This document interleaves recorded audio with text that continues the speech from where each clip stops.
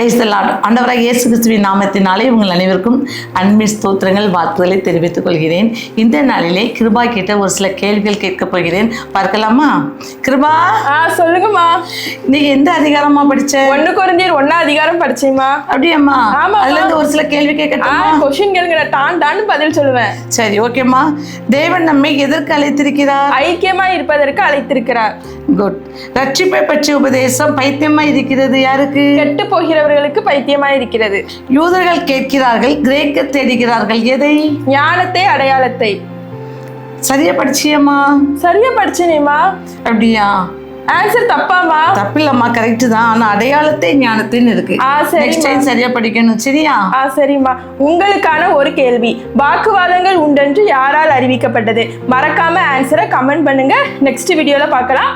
God bless you all.